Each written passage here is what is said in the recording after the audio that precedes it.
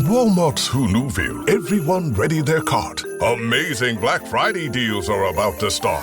Online and in the app, such great deals to explore. Everything you love from tech, toys, and more. The days to save and the ones to remember. It's only the 25th to the 30th of November. Set your alarms. Don't miss out. These deals are epic, without a doubt. The Who's are all ready, but are you? Walmart Black Friday deals await. Who knew? We find Vecna, we end this once and for all. Together. On November 26th. We have a plan. It's a bit insane. Everyone in? He knows where we are. Watch out! Get ready for one last adventure. We stay true to ourselves. Stay true to our friends, no matter the cost. Found you. Stranger Things, the final season, begins November 26th, only on Netflix. Hello, I'm Diane Morgan. If you know who I am, you know who I am. If you don't, who cares? I'm here to explain Italian Time, a holiday phenomenon where Italians throw away their clocks and gather for eternity with San Pellegrino. I've been at this party so long that I've eaten 5 courses, hugged someone's grandma twice, and been offered a job in the family restaurant. So this holiday season, make sure to bring enough San Pellegrino to last you through the meal, the after meal, and the entire goodbye ritual.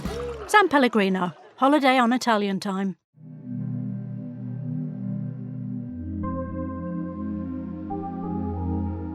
Welcome to Horror Bytes on Safe Room, the show where we discuss the smaller scares and teenier terrors available to play on your gaming devices. Each week we pick 1 or 2 bite-sized horror games and have a suitably short and sweet chat about them. I am Neil Bolt, and doing things in silence with me this week is, as ever, my co-host Jay Krieger. How are you doing, Jay? I'm doing well, man. I'm going to squint my way through this week's haunting. Before we get to that, though, suppose you like the sound of what we played this week. You'd want to try it, of course. Well, you'd be in luck because the show notes will always include a link to the game we discussed. And as ever, if you enjoy that game, consider supporting the developers by donating, wishlisting future projects, or just sharing the word, because it all helps to build the next generation of horror game developers. So yes, for this week's pick, Jay has brought us a dual screen dose of terror with a Nintendo DS inspired horror game.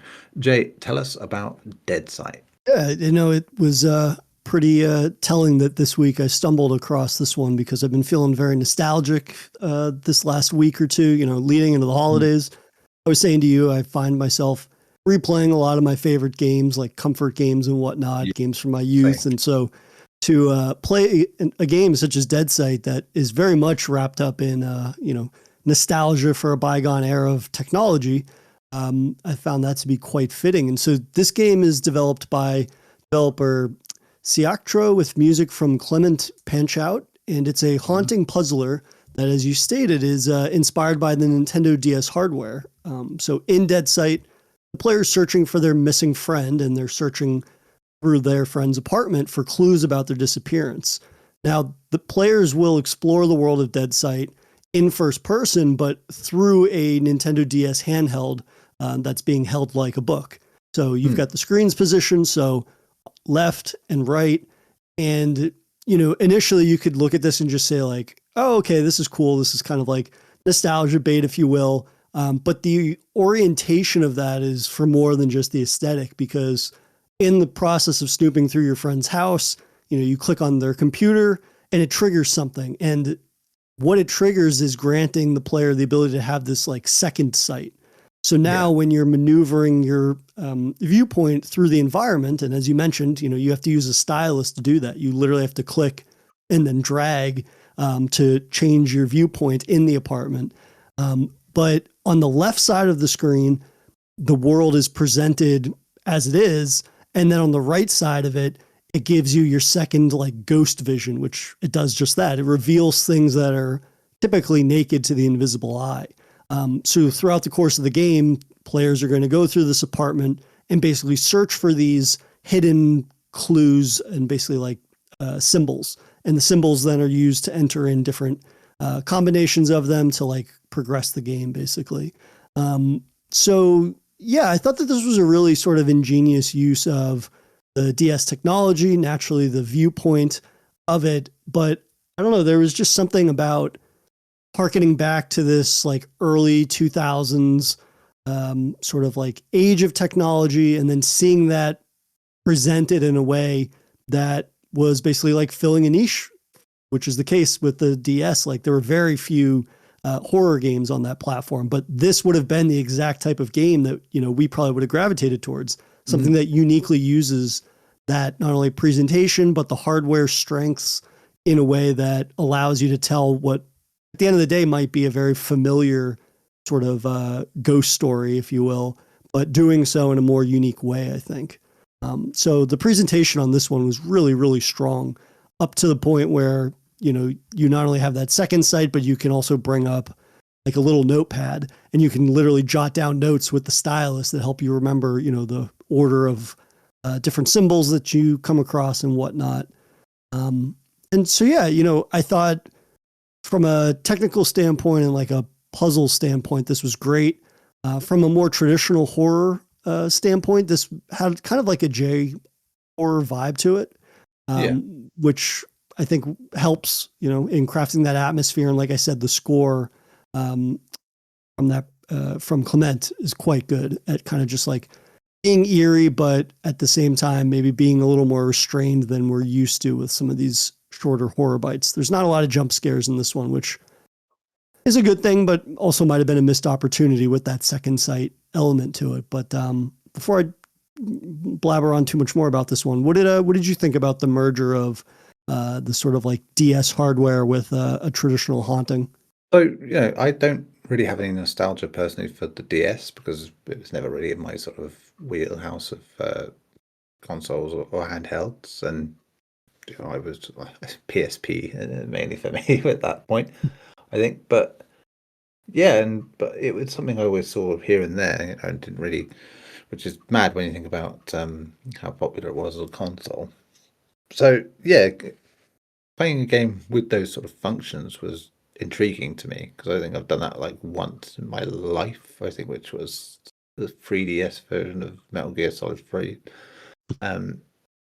which it made me feel ill, but it's but yeah, so capturing the idea behind it and actually utilizing the dual screens as well, you know, in this way, it intrigued me straight away as well. The idea of, okay, so how will it work? How does this structure work?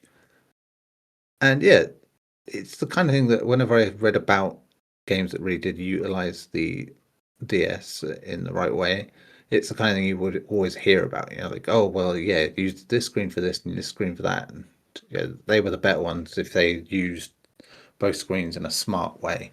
And I think this is a good example of that. You know, especially considering it is just like a quick 15-minute game. Yeah. Is, you know, having that sort of second sight on the other screen. Kind of reminded me of a little bit of the Siren games in terms of like the sight jacking and having different things, but obviously very different in how it's done here. Yeah, it's paced well enough for what it's doing as well, because that could have been a problem, I think, you know, with such generally slow movement around what you do, that it could have been a bit of a frustrating mess to get around.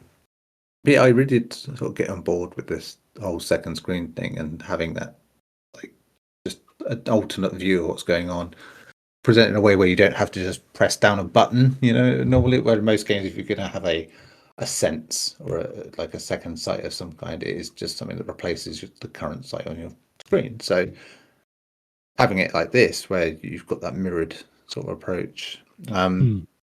I mean, the closest any sort of single screen game's done it, I suppose, is the Medium, where it did that sort of thing. But yeah, here it's just the right pace for, like I said, that stylus use. I like the idea that you can just pull up a notebook and literally scribble stuff in, draw stuff if you want to, like, as well, which is really fun. I did see in like the comments people showing stuff they'd drawn as well, which I thought was quite cool. Yeah, and as you said, the score is, you know, really effective. I mean, Clement does great work. Yeah, we were talking only recently about Skin Freak. You know, again, he's contributed to that. He's done a lot for Puppet Combo and for Black Eyed Priest. So he's always doing great work in this space. It's nice to see that for a game like this that's small again as well. Yeah. I like the origin as well. The fact that the developer was like 2 weeks before Halloween deciding they had this idea and then just made it, and in that some space of time, even with life going on, it's like it's kind of nice to see how that turned out. And considering it was just a couple of weeks, it's bloody impressive for that, and especially in sort of nailing that kind of game from portable sort of platforms of that era. So I think, fantastic job in what it's done. Even with no nostalgia for the DS myself, it kind of shows me the appeal of games that would sort of use that rule set. Yeah, I'm continually impressed with just what people are able to crank out in such a short period of time. I mean, the fact that this was done basically in the lead up to Halloween, devoid of a game jam, is just one of those things that makes what's already an impressive game on its own like that much more impressive, because it's quite polished for what it is. And just a real smart use of that perspective and merging, the art style with the technology piece to it is just quite impressive. So definitely a developer to keep an eye on for the future. Yeah, that's it. And especially to have such a keen eye for making something so distinctly like hardware that is very difficult to sort of replicate. And with a lot of these sort of games and styles that do try to go retro, to a degree, you can kind of see it and go, yeah, okay, I can see how you can make a Game and Watch style game like that, or a PSX style game or whatever. And to do a dual screen game without a dual screen and make it feel like that, is really good. It's really effective. It's like, you're going to realize that it's a single screen in real life, but it's doing the job pretty well. Like, it's almost like playing a simulator of a DS, I suppose, whilst playing a game in it, so which is a nice sort of extra level to it. But grand stuff, that one. That was a nice pick. But that is all we have for this week, so thank you again, Jay. If you, the listener, have a short horror game, a demo, game jam entry, or proof of concept that you think we should be highlighting, you can email us at saferoompod@gmail.com, or Jay. People can follow us on Blue Sky at SafeRoomPod for show updates. Fantastic. And of course, you can catch episodes of these shows on YouTube as well, and Instagram, I believe, as well. You can get clips there. Yes, we will be back with more small-scale horror next week.